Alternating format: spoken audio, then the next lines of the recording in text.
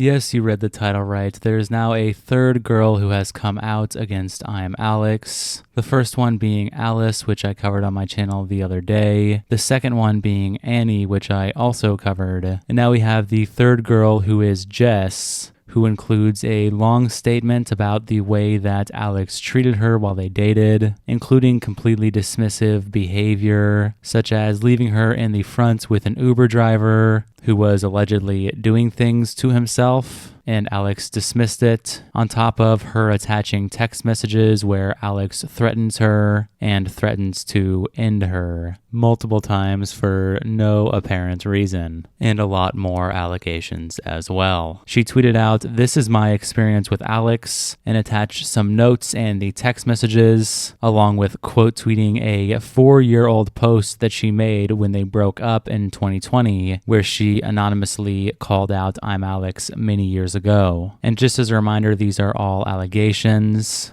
Besides the text messages I will show, which are pretty terrible, there's not any definitive proof for any of the accusations in this allegation, so just keep that in mind while I read. And please do not harass anyone involved. So let's just start from the top and read the notes attached to her new post. It starts off with her saying, "From November 2018 to February 2020, I was in an on and off relationship with Alex. As everyone else seems to experience, the first few months up to a year were as you'd expect with a brand new relationship. I can't speak much now, as 4 years later I have suppressed these memories and don't tend to think back on that time. I had made a statement in 2020 for my own personal closure, and it didn't expect it to go anywhere but just exist. I really wanted to reach out to someone, but I knew I didn't have the evidence because I deleted our messages to try and get over the breakup. I've included my original statement alongside a Facebook message between Alex and my friend during an insomnia event where he thought I wasn't in our hotel room. He left to go see Slazo before the accusations, and I had woken up to banging at the door to said friend showing me this message and saying Alex was looking for me. I was in the bed next to him, he just hadn't bothered to look. When confronted, he laughed about it, and I told him to never say that about me again. While I'm thankful I'm now in a position where my current partner has helped me heal through the damage Alex caused, my heart breaks for Alice, having gone through so much worse and still dealing with the consequences. She deserves nothing but peace and happiness here on out. Nothing she has done will justify his actions towards her." And then she attaches those text messages she mentioned here, where it's Alex DMing someone, and he says,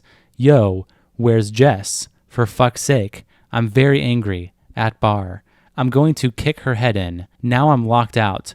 Might kill her. Might actually kill her." And this was in April 2019. Then a few minutes later, he tried to call for 30 seconds, and that's all that we can see in this DM. And she quote tweets her original tweet that she made back in 2020, which she mentioned. And in this tweet, she says, "Trigger warning, mental/emotional abuse and depression/suicide.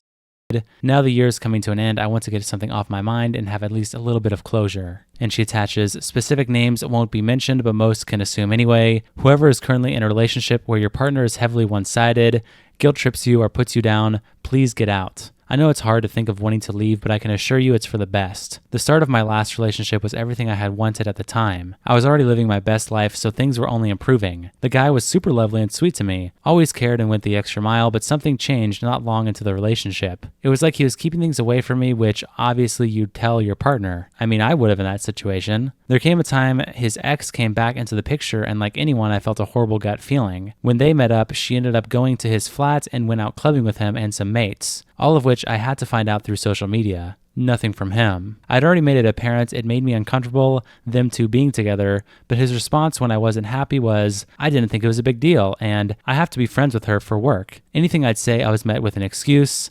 No, sorry, I'll tell you next time or anything. So I just had to push how I felt aside and watch them on calls every night and talk all the time.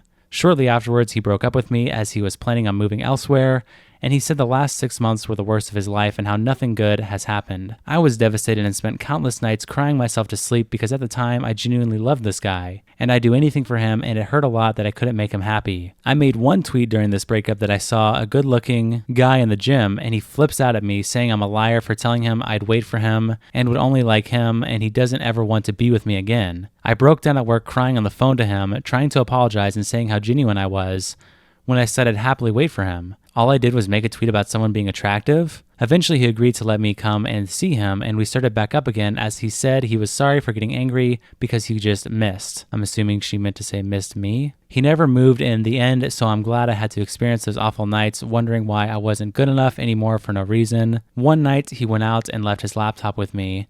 I looked through some messages and he was a lot closer with his ex than he let on. He would tell her his problems, but to me, he didn't want to drag me down or get me involved. He'd also message a girl complimenting her ass, but me tweeting someone was attractive was at the end of the world? I never mentioned this to him because I knew it would just cause an argument. I could never win with him. As time went on, anything that bothered me, I'd tell him, and I'd just be met with a load of messages that started with, I'm too busy, I don't have time for this, I'm not happy, I've got other things to worry about, the list goes on. He would always get angry at me, saying my feelings. Looking at him, he's not a scary person, but behind the scenes, he scared me when he was angry. At this point, my feelings pretty much felt invalid, and I knew I couldn't get to him about anything. I still did try though. Whenever he'd upset me, I'd tell him and was met with the same response. Countless times, he'd reverse the situation and play the victim, to which I'd stop being upset and feel sympathy for him. I was always there for him with advice and help, but he was never there for me. One time he told me he was feeling really down, so I drove 3 hours in the middle of the night to see him, yet when I told him I was down, I got met with something like, I'm working. For my 22nd, I spent the majority of my birthday alone watching TWD as he was in bed all day, but I can't be upset at that because his excuse was being depressed. I picked out flowers as a present from him, and he bought me some Jaffa cookies, which I later got told they were meant for both of us. I'm not one to compare gifts as I love to give, but I took this guy to a 5-star hotel for his 21st, and he couldn't even organize something nice for us to do on mine. There's situations where he's been pure evil, telling me he hates my friends. During an argument about how I felt uncomfortable being sat next to a male Uber driver who was touching himself at times and kept staring at me, and my friends were simply saying they wouldn't let me sit in the front period, he sat in the back just so he could talk to his friend, and I just became invisible. That might seem a bit confusing on the wording, but basically she's saying that there was a time where she sat in an Uber, the driver was allegedly touching himself, and she communicated with her other friends this situation. They said, whoa, we would never let you sit in the front. But it seems like Alex was arguing with her over this, and the timeline isn't exactly clear, like if this happened in the Uber itself or just the next day. I'm not exactly sure, but essentially it's just alleging that he was completely dismissive of her being uncomfortable in this situation. He blamed me for not telling him sooner. However, if he had paid attention to me as a person, he would know that I have social anxiety and find confrontation, especially that kind, really difficult to deal with. He told me he hates fat people, then went on to jokingly call me fat when he knew I wasn't happy with my weight. I feel lucky that my depression doesn't get in the way of making others happy. No matter how bad I get, I can always make sure others are okay. Now I know not everyone has that same mindset. He struggled with his own mental health issues. He broke up with me on Valentine's Day this year after I sent him a text saying it doesn't feel like he appreciates me or loves me anymore, and which he blames me for breaking up with him, which I didn't. This year, by the way, being 2020 when she wrote this. He gave me excuses on why he couldn't do this anymore. Again, I'm too busy, I'm working, etc. I even booked time off just to spend time with him, told him the dates, and he never bothered to arrange to see each other. Again, too busy for me. But he told me he wasn't going to go out for drinks with a friend. However, that translates to just going to Asta. I'm not sure what that is, ASDA. So he had a go at me saying I don't allow him to just go shopping with his mate. What triggered the message was him saying he was going out for drinks after saying he has no time for me. The fact I had to see his own friends with their girlfriends and seeing them make time for one another hurt like hell. His excuse for that was they do that because they aren't as passionate about their job as he is, so they waste their time. He never came to see me because that took away too many days where he could have been working instead. This made me feel like I didn't deserve his time or was even worth his time. Going on from Valentine's Day, I was obviously upset it was over, but I was able to manage it pretty easily at first. I'd try and talk to him, but he'd rarely respond. It wasn't until COVID hit that my own mental health crumbled more, and I had to watch people die every day in April. This is when I really needed him to be around. Not that he ever was anyway. It got to the point where I was sat in my car on the verge of suicide when I needed to speak to someone. I called him, and in the end, he turned his phone off and didn't answer because he couldn't be bothered to talk to me for days after I was having a mental breakdown every day, and I just wanted to talk to him. I still struggle to understand why he broke up with me, as the only thing he changed in his life was getting rid of me. He didn't get rid of anyone else.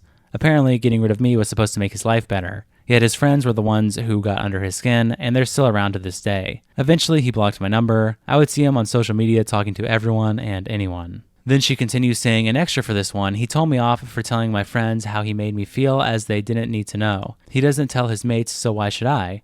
Couldn't go to him, not allowed to speak to my friends either. Crying emoji. She continues saying, calling random girls he's never even talked about before. And when I pointed out that he can talk to them but not me, he kicked off saying that's basically me trying to tell him he can't have friends. All I wanted to know was why I wasn't allowed the time of day, but this other new girl was. He'd be more happy to talk to her about her mental state, but not mine. Anything I would bring up after the break, I was yet again met with, I'm depressed, I'm busy, I can do what I want, I don't need this. For someone who would constantly remind me he had depression and use it against me, he never once took my mental state into consideration. I could have gone to a certain person about this situation, but he threatened me saying if I went to said person, I'd have no chance of ever being with him again. Well, now I don't ever want to be with you anymore. I don't see why people can't now know. The only leverage he had has now gone. This guy made me feel completely worthless, self-conscious, and gave me such a lack of trust in people that it's taken me aback how much of my current partner is understanding and willing to help me overcome my depression. He's literally having to deal with the damage that my ex caused. There's so much to it that I could go on for page after page, but these are the main points that stick out for me right now. No doubt if he catches wind of this, I'll get accused of lying or he'll just shout at me like he used to. I told him he was mentally abusive and he said, "Don't go throwing that around. I'd like to have full closure in our relationship, but I know he will never admit to how selfish and cruel he was, so this is all I can do. I have a lot of friends who have seen texts and heard voice notes from him, and don't worry, they don't like you either and will back this." Then she continues, "I literally can't give Andy enough credit. I tell him something bothers me, he'll work on it / won't do it again. I cried into him one night and he went back to work 10 minutes late. I had a bad day, he sent me flowers. This guy doesn't feel real," referencing her new boyfriend, I suppose, that was around back in 2020. And so, yeah, as I said at the beginning, obviously these are just allegations. We don't really have much to go off of besides the one text that she showed.